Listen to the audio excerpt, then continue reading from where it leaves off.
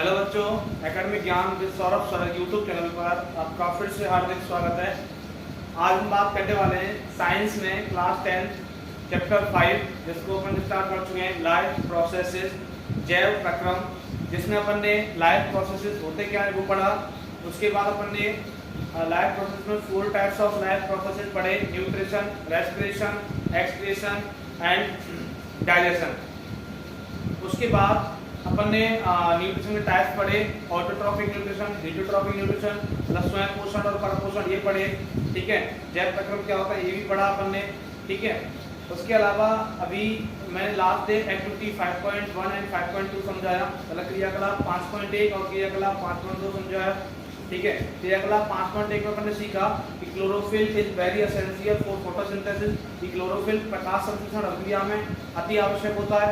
Next activity 5.2 क्रियाकलाप 5.2 में अपन ने सीखा कि starch is formed in the photosynthesis, मतलब प्रकाश संश्लेषण अभिक्रिया में स्टार्च बनता है, ये सीखा। ठीक है, दोनों को मैंने समझाया ठीक से। अभी नेक्स्ट जो पॉइंट है वो अपन पढ़ने वाले हैं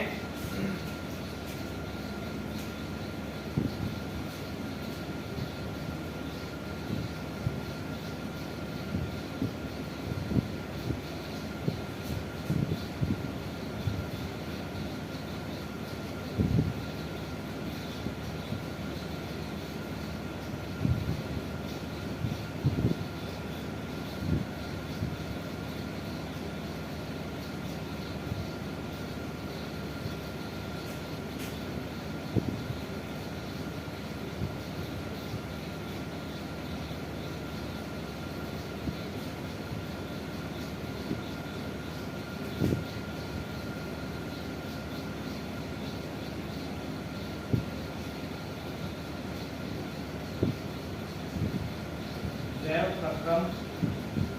ठीक है,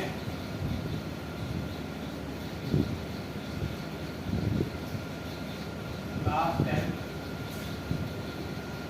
अब इसमें पढ़ेंगे बेटा closing and opening of stomatal pores. Closing and opening of stomatal pores, सबसे पहले पढ़ेंगे रंध्रों का खुलना एवं बंद होना। ठीक है, हिंदी में इंग्लिश में बोलते हैं closing and opening of stomatal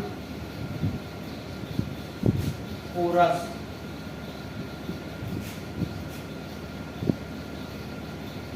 रंध्रों का खुलना एवं बंद होना, ये पढ़ने वाले बेटा closing and opening of stomatal pores, रंध्रों का खुलना एवं बंद होना। तो इसमें देखिए, देखो सबसे पहले मैं आपको डायग्राम समझाऊं कि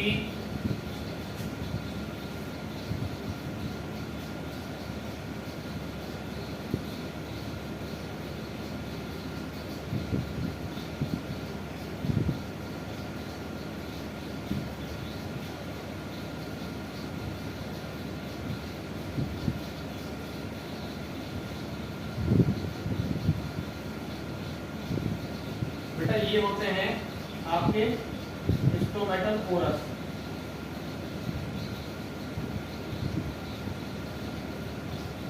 हिंदी में बोलते हैं बेटा इसको रंध्र।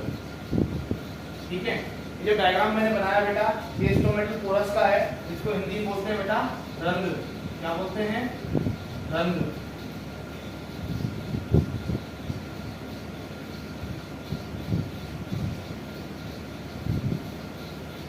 अब देखें स्टोमेटल पोरस, इनको रंध्र बोलते हैं। ये जो होल्स दिख रहे हैं, ये जो होल्स है बेटा ये स्टोमेटल पोरस है, जो सर्कल दिख रहे हैं। और ये जो है बेटा इनको बोलते हैं दोनों को गार्ड सेल। क्या बोलते हैं?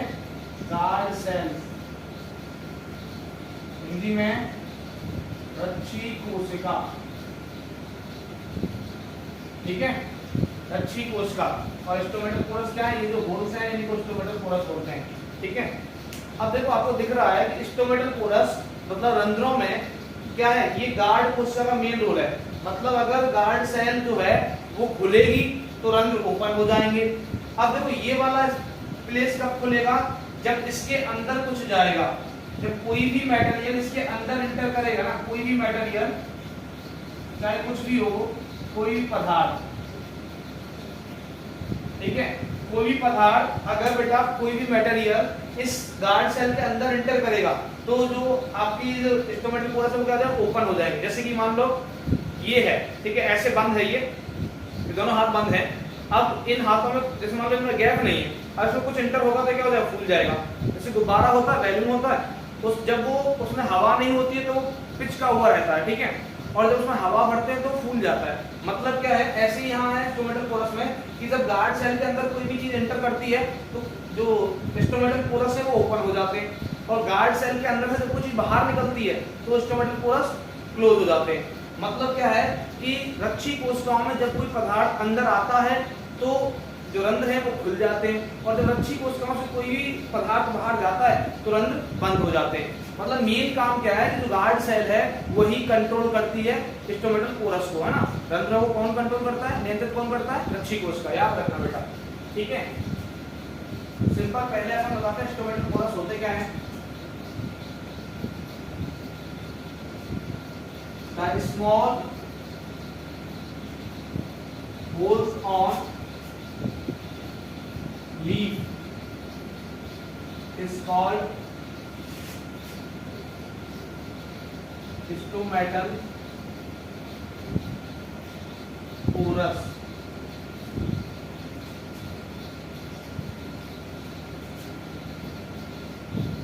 पत्ती पर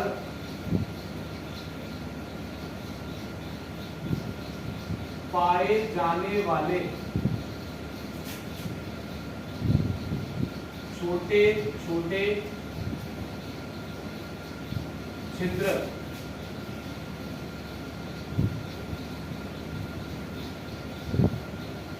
रंध्र कहलाते हैं। क्या बोला बेटा मैंने कि पत्ती पर पाए जाने वाले, पत्ती सतह पर पाए जाने वाले जो छोटे छोटे छिद्र होते हैं उनको क्या कहते हैं बेटा, रंध्र कहते हैं, ठीक है। अब जो रंध्रों का खुलना और बंद होना था उसको कौन कंट्रोल करता है, opening and closing of pores. Stomatal pores मतलब पोरस का मतलब क्या है, stomatal pores is controlled bye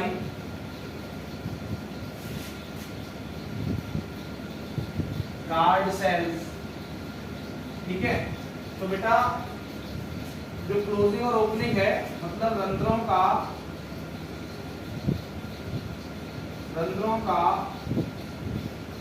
खुलना एवं बंद होना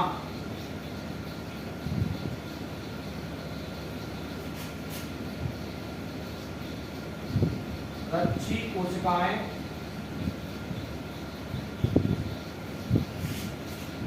नियंत्रित करती हैं।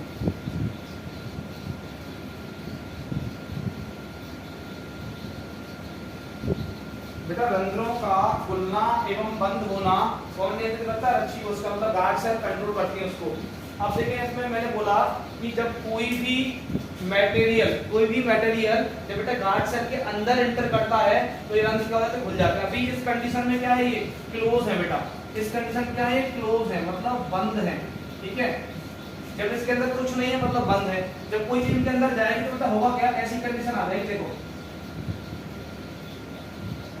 ठीक है, ऐसी कंडीशन आ जाएगी।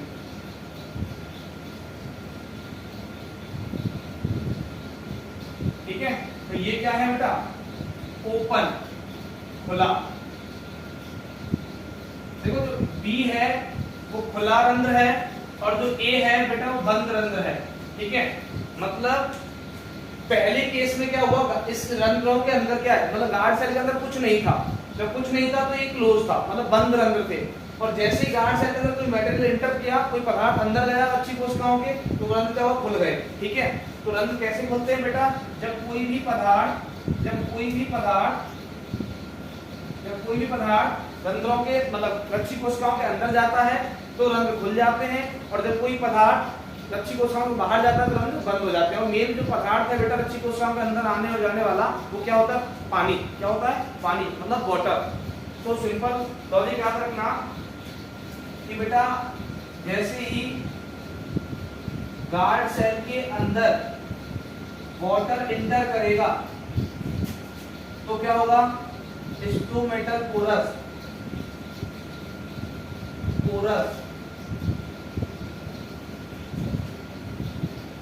ओपन हो जाएगा। क्या हो जाएगा, ओपन हो जाएगा।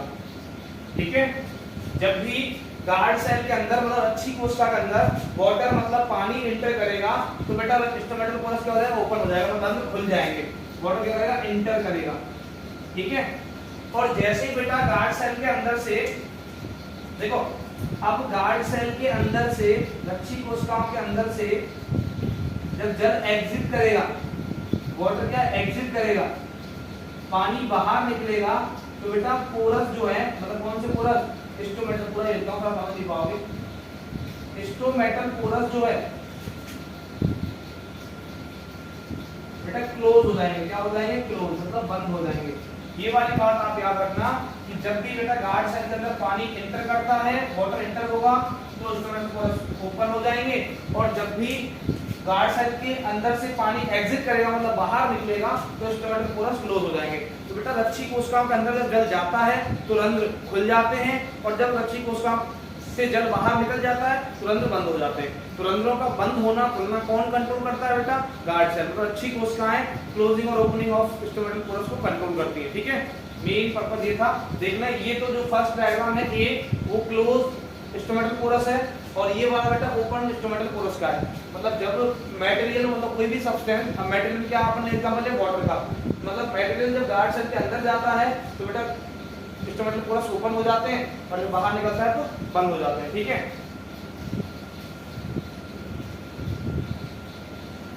है ना, याद रखना बेटा।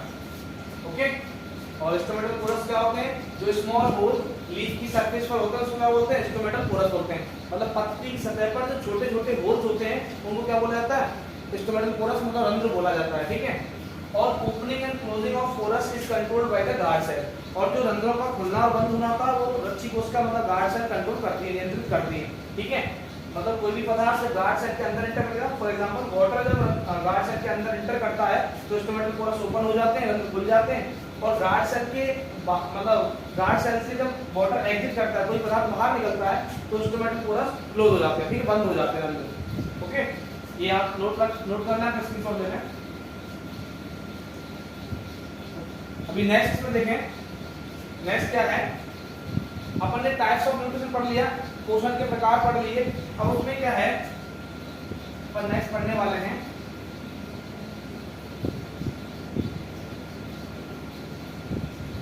Nutrition in single cell organism. Nutrition in single cell organism मतलब हिंदी में क्या है बेटा, एक कोशिकीय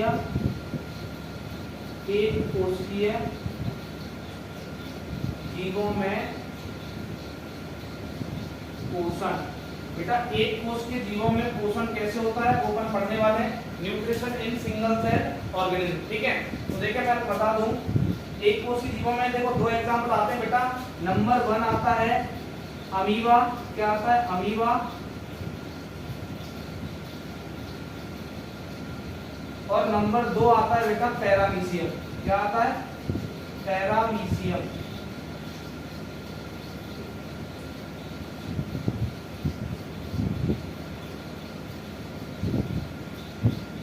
तो बेटा याद रखना, यूनिसेलुलर ऑर्गेनिज्म मतलब सिंगल सेल वाले जो ऑर्गेनिज्म है, एक कोशिका वाले जो जीव हैं उनमें एक तो आता है बेटा अमीबा, दूसरा आता है पैरामीशियम। ठीक है, दोनों ही यूनिसेलुलर होते हैं, मतलब एक कोशिकीय होते हैं, एक कोशिका वाले। कौन कौन से, अमीबा और पैरामीशियम। तो इनमें न्यूट्रिशन कैसे होता है वो देखते हैं। तो देखो, चाहे आपका अमीबा हो चाहे आपका पैरामीशियम हो, दोनों ही जो ऑर्गेनिज्म है, दोनों ही जो जीव हैं वो एक कोशिकीय है, और दोनों में बेटा जिन जीवों में बेटा सिंगल सेल होता है, एक कोशिका होती है, उनमें जो न्यूट्रिशन है, मतलब जो फूड का इनगल्फिंग है, मतलब फूड का जो इंगेशन है, मतलब भोजन को अंदर लेने की जो प्रक्रिया है वो कंप्लीट सेल द्वारा होती है। किस द्वारा होती है, पूरी कोशिका के द्वारा होती है। ठीक है, तो अमीबा में क्या होता है बेटा, अमीबा में जैसे देखो मैं बताता हूँ आपको, अमीबा का स्ट्रक्चर बेटा चेंजेबल होता है। अमीबा की आकृति कैसी होती है? चेंजेबल होती है। जैसे मैंने ऐसे बोला ये क्या है? ये बेटा अमीबा है। क्या है? अमीबा। ठीक है, अमीबा में समझा रहा हूं मैं। तो अमीबा में क्या होता है बेटा, ये जो फिंगर लाइक स्ट्रक्चर आपको दिख रही है ना, ये फिंगर लाइक जो स्ट्रक्चर दिख रही है, इनको बोला जाता है बेटा फूड वैक्यूल्स। क्या बोला जाता है? Food vacuoles. फूड वैक्यूल्स, ठीक है, खाद्य धानी, खाद्य रिक्तिका बोल जाता है, खाद्य रिक्तिका। ठीक है, तो बेटा अमीबा में जो फिंगर लाइक स्ट्रक्चर है इनको बोलते हैं बेटा फूड वैक्यूल्स, मतलब खाद्य रिक्तिका।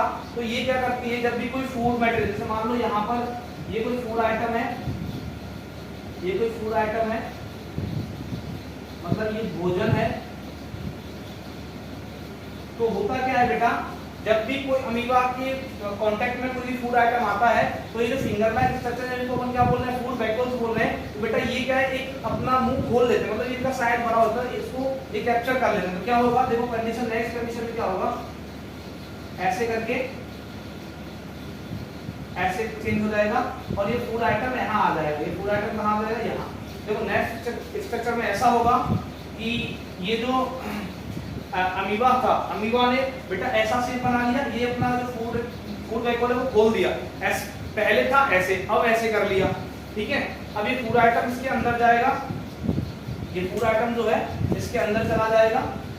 ठीक है, फूड आइटम कहाँ जाएगा? इसके अंदर जाएगा फूड वैक्यूल के, और धीरे धीरे डाइजेस्ट हो जाएगा। और डाइजेस्ट होने के बाद जो वेस्टेज हो जाएगा आफ्टर डाइजेशन, मतलब पाचन के बाद जो वेस्टेज होगा वो रिमूव हो जाएगा। Remove,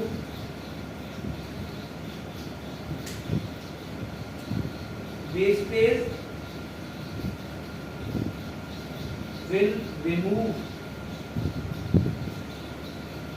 by cell. ठीक है, जो बेटा व्यर्थ पदार्थ होगा, जो मतलब अनडाइजेस्टेड पार्ट होगा फूड का, वो बेटा सेल के द्वारा बाहर निकाल दिया जाएगा। और वैसे बेसिकली क्या होगा, जो मतलब न्यूट्रिटिव पार्ट होगा, मतलब जो पोषकीय भाग होगा, वो डाइजेस्ट कर ले जाएगा। अब कैसे होता है कि अमीबा का चेंजेबल शेप होता है, अमीबा की आकृति बदलने वाली होती है। तो क्या होता है, अमीबा में ये फिंगर लाइक स्ट्रक्चर होते हैं, इनको फूड वैक्यूल्स बोलते हैं, मतलब हिंदी में खाद्य रिक्तिका बोलते हैं। जब भी कोई फूड आइटम अमीबा के कांटेक्ट में आता है तो अमीबा के जो फिंगर लाइक स्ट्रक्चर होते हैं, मतलब उंगली जैसे जो संरचनाएं होती हैं, जिनको अपन खाद्य रिक्तिका बोलते हैं, तो खाद्य रिक्तिका उस फूड को कैप्चर करती है, मतलब भोजन को मतलब घेर लेती है, और भोजन को घेरने के बाद उसको डाइजेस्ट कर लेती है, अंदर ले जाके क्या कर लेती है? डाइजेस्ट, मतलब पचा लेती है। और पचाने के बाद जो वेस्टेज बचता है, जो व्यर्थ पदार्थ बचता है, उसको रिमूव कर दिया जाता है सेल के द्वारा। ये होता है बेटा डाइजेशन अमीबा।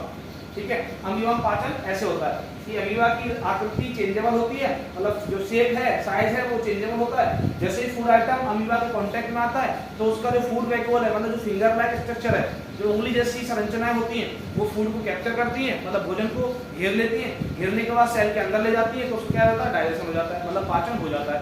और पाचन के बाद जो भी वेस्टेज बचता है, मतलब अनन्यूट्रिटिव पार्ट जो बचता है ना, बिना पोषण वाला जो भाग बचता है भोजन का, उसको सेल के द्वारा रिमूव कर दिया जाता है ना, कोशिका के द्वारा उसको बाहर दे दिया जाता है। जैसे अपन के अंदर होता है, वैसे अमीबा के अंदर भी होता है। लेकिन हमारे अंदर भोजन का इंजेक्शन, मतलब अंतः ग्रहण किसके द्वारा होता है? मुंह के द्वारा होता है, लेकिन इसमें फूड वैक्यूल मतलब खाद्य रिक्तिका के द्वारा होता है। ठीक है, तो amoeba and paramecium both are the unicellular organism. Amoeba और पैरामीशियम दोनों एक कोष के जीव होते हैं, और जो भी एक कोष के जीव होंगे बेटा, उनमें जो न्यूट्रिशन होगा वो किसके द्वारा होगा? कंप्लीट सेल के द्वारा, मतलब पूरी कोशिका के द्वारा होता है। ठीक है, ये वाली बात आप याद रखना। ओके, तो इसमें थोड़ा सा थ्योरी लिखाता हूँ।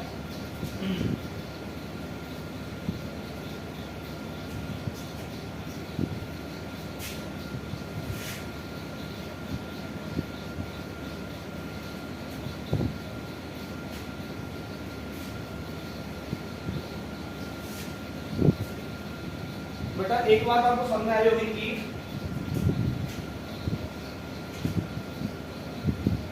अमीबा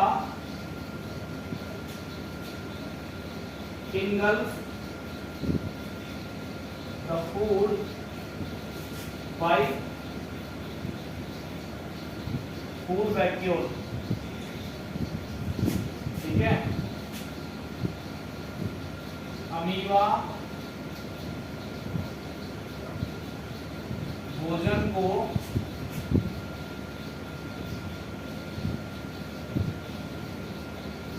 खाद्य रिक्तिका से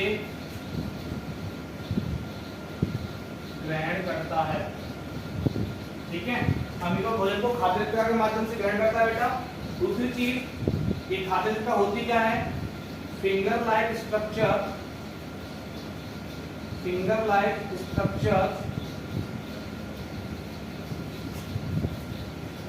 ऑफ अमीबा is called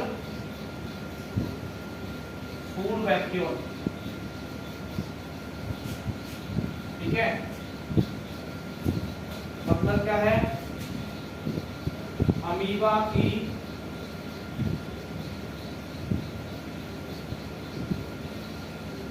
उंगली नुमा संरचनाएं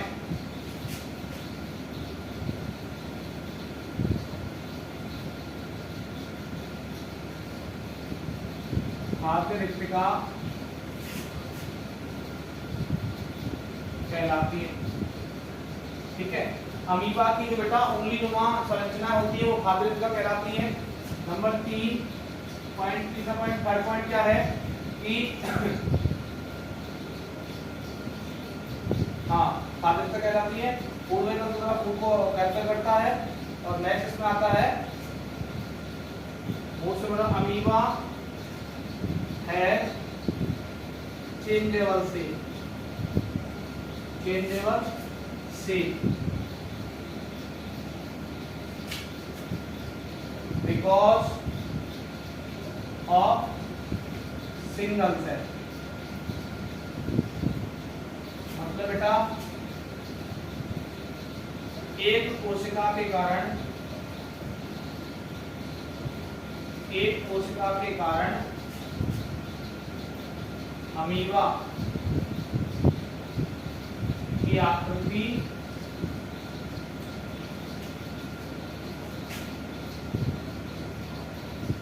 बदलती रहती है या बदलाव वाली होती है। ठीक है, तो बेटा अमीबा है changeable shape because of single cell. Amoeba में एक कोशिका होने के कारण उसमें जो आकृति है बदलती रहती है। जैसे यहाँ वो पहले शेप ऐसा था, ठीक है, तो पूरा आइटम इसके कांटेक्ट में आया तो उसने अपना शेप ऐसा कर लिया। तो यहाँ से कुछ था, यहाँ से कुछ है, तो इसकी शेप क्या है? चेंज होती रहती है, आकृति जो बदलती रहती है। ठीक है, जैसे कि लिक्विड होता है, amoeba changes its shape like liquid. द्रव की तरह ही अमीबा अपनी आकृति बदलता रहता है। जैसे लिक्विड को आप जैसे शेप के वेसल में डालोगे, जैसे शेप के कंटेनर में डालोगे, वो वैसा ही शेप ले लेता है। मतलब द्रव को जिस प्रकार के बर्तन में अपन डालते हैं, द्रव उसी प्रकार का क्या ले लेता है? आकार में लेता है। सेम ऐसे अमीबा में होता है। ठीक है, तो वो चेंजेबल स्ट्रक्चर के द्वारा, चेंजेबल शेप के द्वारा ही अपना क्या फूड को कैप्चर करता है। भोजन को ग्रहण कैसे करता है? आकृति बदलने के द्वारा। और आकृति बदलने के द्वारा वो फूड को अंदर ले जाता है और डाइजेस्ट कर लेता है। डाइजेस्ट करने के बाद जो वेस्टेज बचता है वो सेल के थ्रू बाहर निकाल दिया जाता है। ठीक है ना। और सेम लाइक पैरामीशियम होता है ऐसे, बट पैरामीशियम में एक सारे पॉइंट याद रखना, forwarding of food in paramecium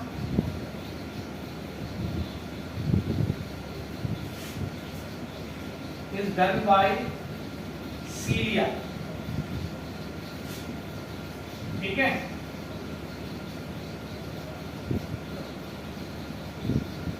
paramecium में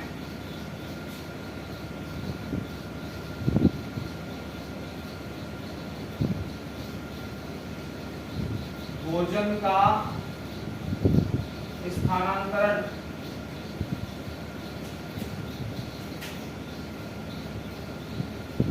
सीलिया द्वारा किया जाता है। बेटा ये पैरामीशियम में याद रखना एक्स्ट्रा पॉइंट अलग से।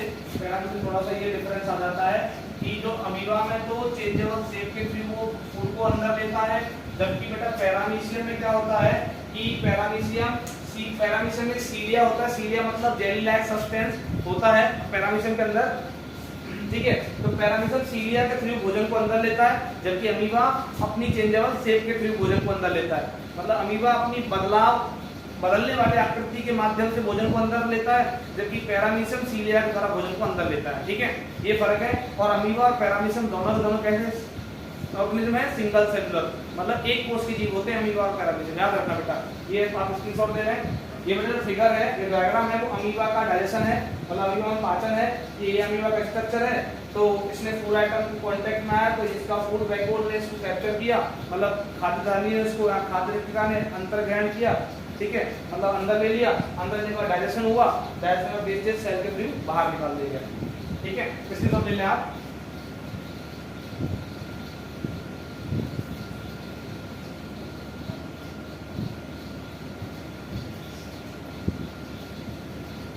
ठीक है, नेक्स्ट देखें।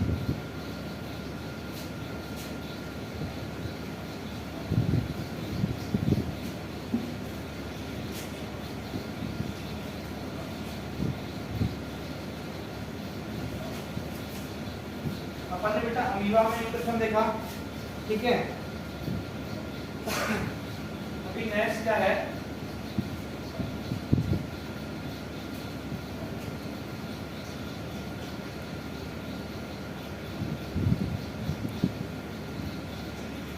न्यूट्रिशन इन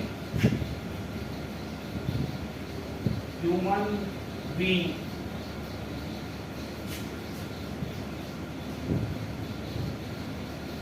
मानव में पोषण।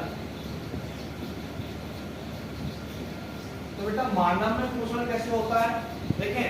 मानव में पोषण के लिए देखो, जितना बॉडी का जो कॉम्प्लेक्सिटी है बढ़ता जाता है, वैसे वैसे हर फंक्शन के लिए जो है ऑर्गन्स का जो डिफरेंशिएशन है बढ़ता जाता है। मतलब जैसे जैसे शरीर की जटिलता बढ़ती जाती है, वैसे वैसे हर कार्य के लिए अंगों का विभक्तीकरण होता जाता है। मतलब अगर मान लो जैसे अमीबा में सिंगल सेल था, तो हर काम को करने के लिए एक ही सेल था, जबकि हमारा जो ह्यूमन बॉडी है उसमें मिलियंस ऑफ सेल होते हैं, मतलब लाखों करोड़ों कोशिकाएं होती हैं। तो हर फंक्शन को करने के लिए अलग अलग पार्ट, जैसे देखो उठाने के लिए क्या है हाथ, चलने के लिए क्या है पैर, देखने के लिए क्या है आंखें, और सुनने के लिए क्या है कान। तो हर काम के लिए क्या है अलग अलग ऑर्गन्स होते हैं, अलग अलग अंग होते हैं, ठीक है। क्यों? क्योंकि बहुत सारी कोशिकाएं होती हैं, कोशिकाएं ज्यादा हैं तो हर काम करने के लिए पार्ट्स भी क्या अलग अलग होते हैं। तो ह्यूमन में जो डाइजेशन है, मतलब आप पोषण बोले आप पाचन बोले, पोषण पाचन का ये अंग है। तो न्यूट्रिशन जो होता है उसके लिए एक पार्ट होता है बेटा, याद रखना कि इन ह्यूमंस मानव में न्यूट्रिशन पोषण इज डन बाय किया जाता है by a system of organs, अंगों के एक तंत्र द्वारा, ठीक है। मतलब मानव में पोषण अंग तंत्र द्वारा किया जाता है, अंग तंत्र द्वारा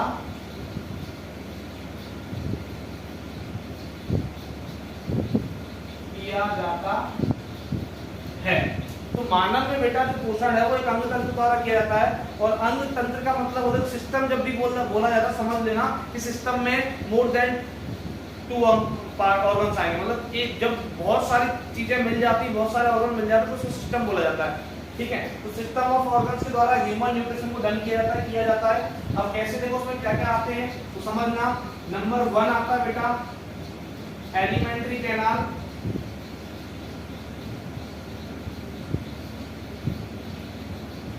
ठीक है। एलिमेंट्री कैनाल बोलते हैं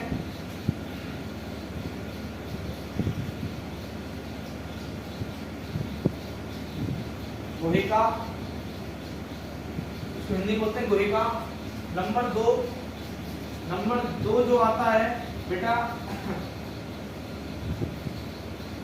सबसे पहले मैं इसको एलिमेंट्री कैनाल से पहले नंबर 2 नंबर 1 पे आता है बेटा माउथ। क्या आता है? माउथ, मुंह। और मुंह के बाद आती है बेटा एलिमेंट्री कैनाल, ठीक है। जिसको आप फूड पाइप बोल सकते हो। क्या बोल सकते हो? Food pipe. समझ रहे हो? एलिमेंट्री कैनाल को फूड पाइप भी बोलते हैं। सबसे पहले माउथ, माउथ के बाद एलिमेंट्री कैनाल, इसको फूड पाइप भी बोलते हैं। नंबर 3 पे आता है बेटा स्टोमक, ठीक है, मतलब आमाशय। क्या आता है? आमाशय। और बेटा नंबर 4 पे आता है गैस्ट्रिक ग्लैंड होती है, गैस्ट्रिक ग्लैंड्स।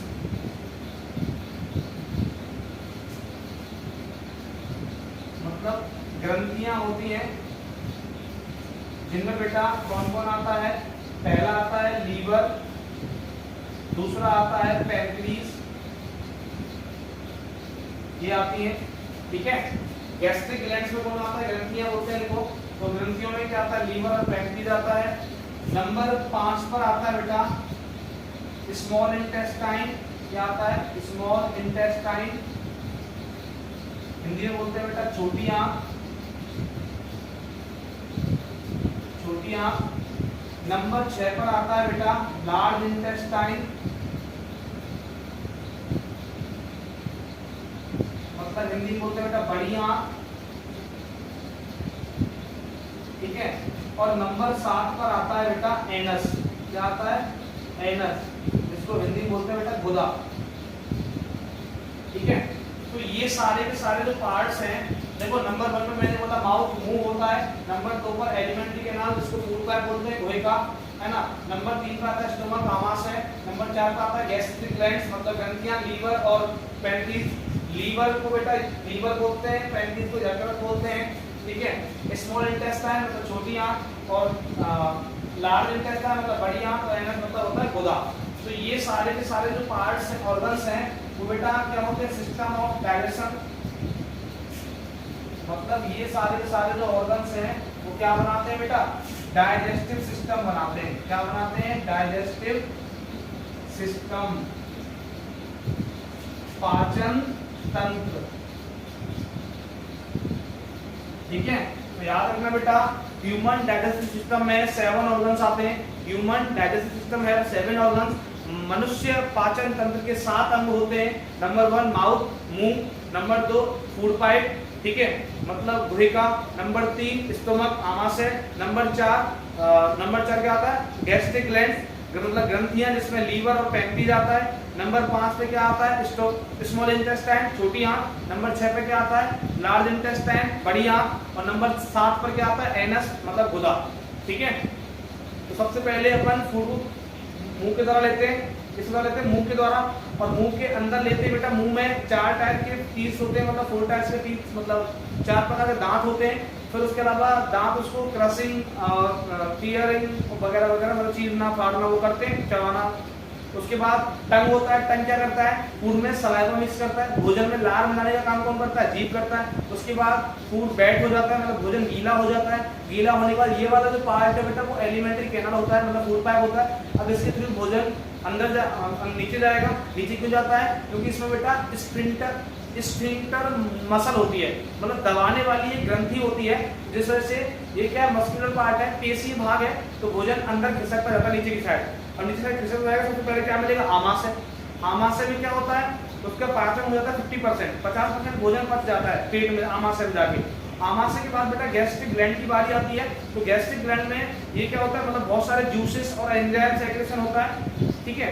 तो वो सारे सारे उसमें रिएक्ट करते हैं 50% भोजन पर। और उसके बाद आमाशय में भी बेटा क्या मसल्स होती हैं, और मसल को आगे की साइड उसको कंप्रेस करती है भोजन को, तो वो कहाँ जाता है? स्मॉल इंटेस्टाइन में जाता है। और स्मॉल इंटेस्टाइन में अप्रोक्स 90% डाइजेशन कंप्लीट हो जाता है, मतलब लगभग 90% पाचन किसमें? छोटी आंत में जाके पूरा हो जाता है। और स्मॉल इंटेस्टाइन मेनली जो है वो काम करता है बेटा कार्बोहाइड्रेट को डाइजेस्ट करने का, प्रोटीन को डाइजेस्ट करने का, और फैट को डाइजेस्ट करने का। जो छोटी आंत है वो कार्बोहाइड्रेट, प्रोटीन और वसा, इन तीनों का पाचन करता है। और उसके बाद जो भी पार्ट बचता है भोजन का वेस्टेज के फॉर्म में, मतलब व्यर्थ पदार्थ के रूप में जो भी भोजन बचेगा तो उसको बेटा लार्ज इंटेस्टाइन में भेज दिया जाता है, और जो बड़ी आंत में भेजने के बाद बड़ी आंत क्या करता है, जो भी उसमें स्मॉल अमाउंट ऑफ वाटर होता है उसको अब्जॉर्ब कर लेता है। बड़ी आंत भोजन में से पानी को सोख लेता है, और सोखने के बाद जो सेमी सॉलिड मतलब अर्ध ठोस की फॉर्म में जो वेस्टेज होता है उसको टाइम टू टाइम एनएस के थ्रू बाहर निकाल दिया जाता है। ठीक है, टाइम टू टाइम एनएस के थ्रू बाहर निकाल देते हैं। ये प्रोसेस होता है बेटा, बेसिकली मैंने फास्टली बोल दिया आपको याद रखना है कि डाइजेस्टिव सिस्टम के मतलब पाचन तंत्र के 7 अंग होते हैं, mouth, alimentary canal, stomach, gastric glands, small intestine, large intestine and anus. ठीक है, इनका वन बाय वन अपन रोल पढ़ेंगे, तो उसको अपन कल पढ़ेंगे। ठीक है, आज इसी के साथ मैं सौरभ सोगावाल आपसे विदा लेता हूँ। सभी से नम्र निवेदन है कि स्वस्थ रहें, मस्त रहें और पढ़ते रहें। ठीक है, अब बेटा जाने से पहले मैं एक बात बता दूं, कल सुबह 11:30 बजे साइंस के chapter 3 metals and non metal, धातु और अधातु की लाइव क्लास होगी यूट्यूब पर, इसी चैनल पर, तो सभी जुड़ना ना भूलें। ठीक है, वो क्लास बहुत ही इंपॉर्टेंट होगी। ठीक है, केमिस्ट्री का जो चैप्टर 3 है धातु और अधातु वाला बहुत इंपॉर्टेंट है, तो उसके लिए आपको पूरा बेसिक से जीरो से हीरो लेवल तक कराया जाएगा वो चैप्टर, तो सभी ज़्यादा से ज़्यादा संख्या में जुड़ें। ठीक है, तो इसी के साथ जय हिंद, जय भारत, शुभ रात्रि, मिलते हैं नेक्स्ट क्लास में।